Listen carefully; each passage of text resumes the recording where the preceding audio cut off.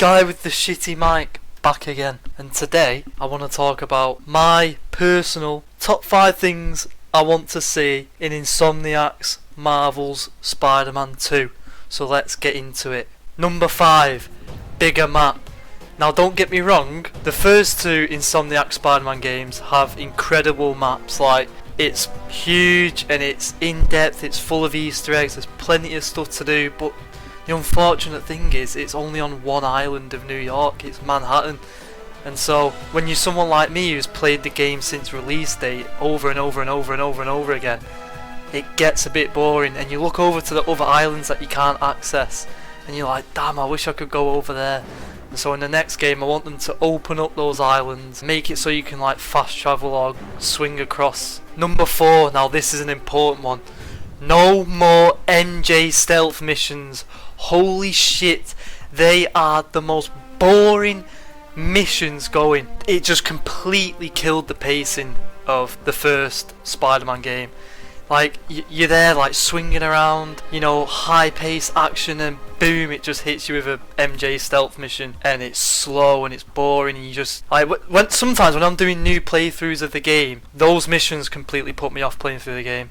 So hopefully in the next one they get rid of him. Number 3, Symbiote Variant of every suit. So what I mean by this is, say you unlock the Raimi suit, well then you also unlock the black suit variant of that suit. Or say you unlock Tom Holland's Iron Spider suit, you unlock the black suit variant, etc.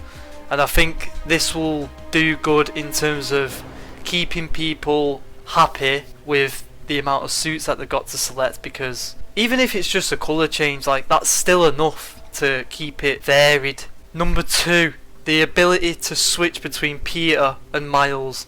Now, story wise, I want it to just be Peter, and like maybe in a few missions you switch to Miles, because at the end of the day this is Peter's game, not Miles's game. We've just had Miles's game. And then let's say after you complete the story, or just in the open world in general, you can go to like this spot and like switch to Miles at will.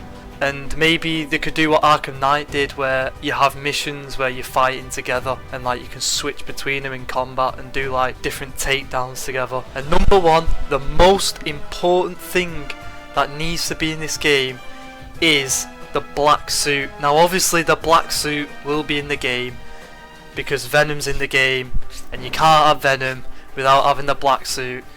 Now what I'm more elaborating on is the combat and the look and the feel of the suit. So for example, the combat needs to be aggressive, it needs to be non-stop momentum, and like there should be a rage mode. So like when you're doing well in combat, this rage mode builds up and then boom, you activate it and you just fuck everything up. But one thing I don't want them to do is reskin the Iron Spider arms into symbiote tendrils and just call it a day.